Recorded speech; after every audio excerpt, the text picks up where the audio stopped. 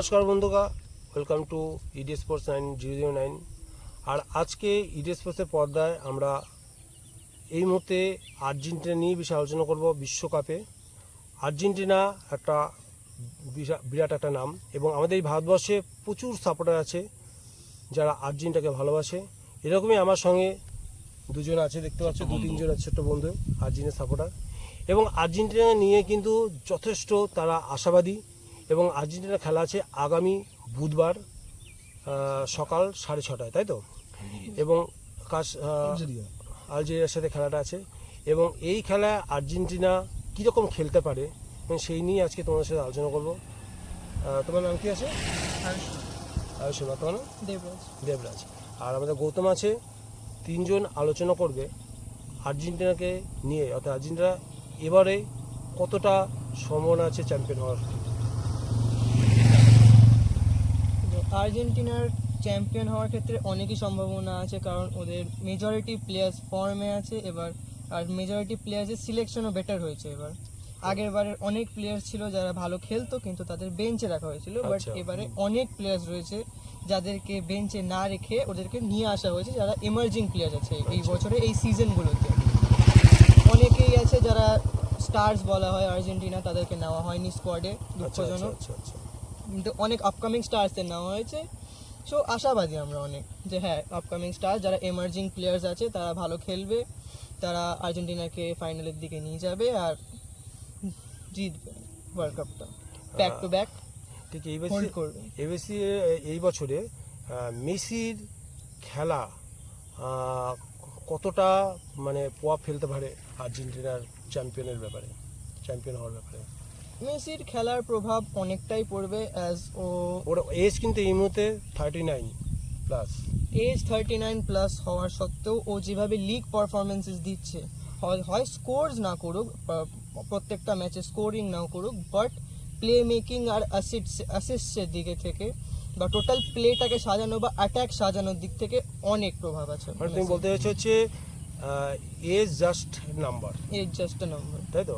মানে ওটা প্রভাব ফেলবে না, তার যে মেরিট আছে, তার যে স্কিল আছে, স্কিল দিয়েই কিন্তু সব প্রতিকূলতাকে সে অতিক্রম করে যাবে, তাই তো?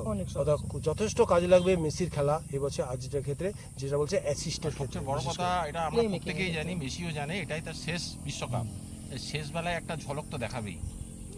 তুমি যখন মেসির কথা বলছো, পাশাপাশি মেসি বললে আমি আর্জেন্টিনা ছাড়িয়ে আর একটা দলের কথা মনে পড়ে। এবছরে কিন্তু 41 বছর বয়সে আমি মনে করি সবচেয়ে বর্ষিয়ান স্টার প্লেয়ার ক্রিস্টিয়ানো রোনাল্ডো। দুজনের মধ্যে একজন তো তার অদিষ্ট লক্ষ্যে পৌঁছে গেছে, অর্থাৎ গত বছর চ্যাম্পিয়ন হয়ে গেছে। যথেষ্ট চাপে আছে পর্তুগালের স্টার ক্রিস্টিয়ানো রোনাল্ডো, ঠিক আছে? তো ক্রিস্টিয়ানো রোনাল্ডো কি তার যা দল এবার যে টিম করেছে, সে স্কোয়াডে যারা যারা আছে, সেই টিম নিয়ে কি এবছরে কি একটা মরণ কামন দিতে পারে?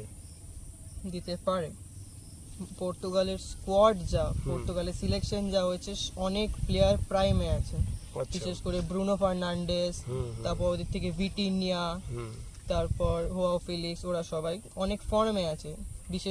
তারপর ওদের থেকে ব্রুনো ফার্নান্ডেস সবে প্রিমিয়ার লিগ অ্যাসিস্টের রেকর্ড ভেঙেছে। তার উপরে পিএসজির মিডফিল্ড ডিও আছে ওখানে, তো ওদেরও সম্ভাবনা আছে। আমি এই কেউ 90 সেকেন্ডে আমি থেমে গেলাম, কারণ যখনই মেসি নাম উঠবে সঙ্গে সঙ্গে কিন্তু ক্রিস্টিয়ানো রোনাল্ডোর নামও উঠবে, সেই কারণে আমি একটু জাস্ট টাচ করে গেলাম। তো বলে এবারে আর বাকি আর্জেন্টিনার খেলাগুলো আর কার সাথে খেলা আছে গৌতম আর্জেন্টিনার এবছর গ্রুপে? Algeria, Austria, Jordan. এই তিনটে টিমের মধ্যে কোনটা বেটার মনে হচ্ছে, যেটা আর্জেন্টিনাকে সমস্যা ফেলতে পারে বলে মনে হয়? আলজেরিয়া মানে তাই সেই বুধবারের ম্যাচটাই, তাই তো? এই ম্যাচটা যদি উতরে যায়, এই ম্যাচটা যদি আর্জেন্টিনা সহজেই জিততে পারে, তাহলে কিন্তু আমরা কিন্তু পরিষ্কার একটা সিনারিও দেখতে হবে যে আগামী দিনে কতটা পসিবিলিটি হতে পারে, তাই তো? যেটা আমরা গতকাল ব্রাজিলের ম্যাচে আমরা কিন্তু যথেষ্ট হতাশ হয়ে গেছি ব্রাজিলের খেলা দেখে, তাই না? ব্রাজিলের যে ঘরানা, ব্রাজিলের যে স্কিল, কিছুই কিন্তু কালকে আমাদের চোখে পড়েনি। একজনকে সে দিলে আমরা যদি জুনিয়রকে ছেড়ে দিই বাকি Vinicius Junior। হ্যাঁ তাহলে কিন্তু বাকিদের খেলা দেখে সেইভাবে কোনো আমরা এক্সপেক্ট করতে পারছি না। বাট আমি আবার চলে আসছি অন্য প্রসঙ্গে চলে আসছি আর্জেন্টিনার ক্ষেত্রে। তো আর্জেন্টিনা নিয়ে গৌতম বল। না না ঠিক আছে বলুন না, হ্যাঁ ইয়ে বলো আর্জেন্টিনা নিয়ে দেবরাজ যেটা পয়েন্ট আউট করলো সেই টিমটা আগে থেকে মানে এখনো অনেকটা চান্সেস আছে। ও একটা পয়েন্ট মিস করলো, সেটা আমি একটু হাইলাইট করতে চাবো। সেই বলো। পয়েন্টটা হচ্ছে যে আমাদের যে আগে যেসব প্লেয়ার ছিল তারা এখন আরো বেশি এক্সপিরিয়েন্সড হয়েছে, অ্যাজ ওয়েল অ্যাজ তাদের স্কিলস এবং ক্যাপাবিলিটিও ডেভেলপ হয়েছে। যেমন এনজো ফার্নান্ডেজ অ্যান্ড আমাদের লাউতারো মার্টিনেজ, এরা আগেরবার যতটা ক্যাপেবল ছিল তার থেকে বেশি ক্যাপেবল এবার আছে। আর যেহেতু টিম ক্যাপেবল হয়েছে, এক্সপিরিয়েন্স বেড়ে গেছে। তার বাদে Messi physically one of the fittest player ever. সে 39-এও এমন কাজ করছে যেটা কোনো প্লেয়ার অ্যাচিভ করতে পারে না, ড্রিমও করতে পারে না। ও খুবই ফিট, কনসিস্টেন্ট। সো সেই জন্য ও যতটা সাপোর্ট দিতে পারবে টিমকে, ওর টিমও ততটা সাপোর্ট নেওয়ার যোগ্য হয়েছে এবং সাপোর্টটা ইউটিলাইজ করার ক্যাপাবিলিটি ওকে বোঝার মানে ওদের বোঝার মতো ক্যাপাসিটি টোটাল স্কোয়াডের সবারই আছে। আর্জেন্টিনার একটা প্লেয়ারকে আমরা এবার মিস করছি, যেটা মানে মেসির পরেই হ্যাঁ দি মারিয়াকে মিস করছি, যেমন তেমনি আলভারেস আবার কিন্তু মানে অনেকটা খুশি হচ্ছে। অনেকটা পুষিয়ে দিচ্ছে আলভারেস এখন আগের থেকে অনেক বেশি ভয়ঙ্কর। তো মোটামুটি আমরা এবছরও ল্যাটিন আমেরিকা থেকে আর্জেন্টিনাকে ধরতে পারি। মানে এই মুহূর্তে যে আলোচনাটা একটু আগে আমরা করেছিলাম, টোটাল বিশ্বকাপে 3টে টিমের উপরে কিন্তু ফোকাস হচ্ছে। এক হচ্ছে স্পেন, আজ ফ্রান্স আর আর্জেন্টিনা। আমি ব্রাজিলকে রাখছি না, কালকে খেলা এর আগে পর্যন্ত রেখেছিলাম, কারণ এর আগে আমরা প্রস্তুতি ম্যাচে দেখেছিলাম ব্রাজিল যথেষ্ট ভালো ফুটবল খেলেছিল, 6-2 প্রত্যেকটা ম্যাচ জিতছিল দেখছিলাম, তাই তো। তো সেই সব দেখে আশাটা জেগেছিল যাতে ব্রাজিল কিছু করতে পারে। বাট কালকে যা খেলাটা দেখলাম, দেখার পরে কিন্তু আশাটা পুরোপুরি আশাহত হয়ে গেছি আমরা। সেদিক থেকে আমরা আর্জেন্টিনা খেলাটা আমরা দেখবো 17 তারিখে। দেখার পর পুরোটাই আমরা সেঙ্গুন হয়ে যাবো যে আর্জেন্টিনা কতটা যেতে পারে। ফ্রান্স আর স্পেন এই দুটোর সঙ্গে আর্জেন্টিনা, এই 3টে দলের মধ্যেই হয়তো চ্যাম্পিয়নশিপটা। ওই একই ডেটেই খেলা, ফ্রান্সের খেলা 12:30 থেকে, রাত্রি 12:30 থেকে ফ্রান্সের, সকালে আর্জেন্টিনার খেলা, আবার 10:30 থেকে পর্তুগালের খেলা। আবার 10:30 থেকে পর্তুগালের খেলা। স্পেনের খেলা আগামীকাল আছে। স্পেন এই মুহূর্তে খুব ভালো ফুটবল খেলছে। স্পেন 9:30 থেকে আগামীকাল জুনিয়র খেলা। টিমটা অনেকদিন ধরে তৈরি করে করে একটা জায়গায় চলে যাচ্ছে, জায়গায় চলে সেট যাচ্ছে। হয়ে গেছে। একদম। আগেবারে বিশ্বকাপের টিম তো ভেঙেই দিয়েছে পুরোপুরি। তারপরে ইউরো কাপের নতুন টিম পুরো তৈরি strong করেছিল ওদের team কোচ, ওদের। সেই টিমটাকেই ধরে রেখেছে। যেটা বলছিলাম, যার জন্য ওরা রিয়াল মাদ্রিদ থেকে একটা প্লেয়ার নেয়নি, টিমের সেটিংটা যাতে নষ্ট না হয় সেই জন্য।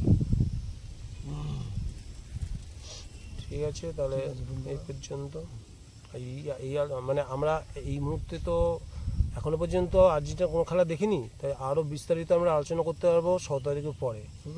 প্রিমিলারি যা যা আমরা জানলাম এই আমাদের 2 ছোট্ট সদস্যর কাছ থেকে, যে কী এখন কন্ডিশন আছে এই মুহূর্তে আর্জেন্টিনা বা তাদের অভিজ্ঞতা কতটা বেড়েছে।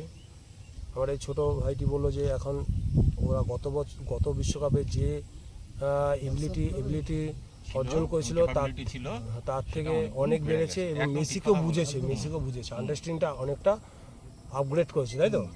যে কারণে আমরা আশাবাদী সামনের ম্যাচগুলোতে অন্য ধরনের আর্জেন্টিনাকে আমরা দেখব। হ্যাঁ, আর একটা কথা যেটা মানে না বললেই নয়, সেটা হচ্ছে আর্জেন্টিনা কিন্তু এখন আর মেসির উপর ডিপেন্ডেন্ট নয়। আর্জেন্টিনা এখন টিম হিসাবে খেলছে। ওই যে ছোট ভাইরা যেটা বললো যে অনেকগুলো নতুন প্লেয়ার উঠেছে, তাদের মধ্যে আন্ডারস্ট্যান্ডিং হয়েছে খেলে খেলে, ফলে আর্জেন্টিনা কিন্তু এখন আর পর্তুগাল যেটা রোনাল্ডো নির্ভর, আর্জেন্টিনা কিন্তু মেসি নির্ভর নয় এই মুহূর্তে। মেসি থাকাটা একটা বড় প্লাস পয়েন্ট অবশ্যই, কিন্তু মেসি নির্ভর নয় এই মুহূর্তে আর্জেন্টিনা। আগামী দিনে 17 তারিখ আপনারা খেলাটা দেখুন। তা আজকে এই পর্যন্ত।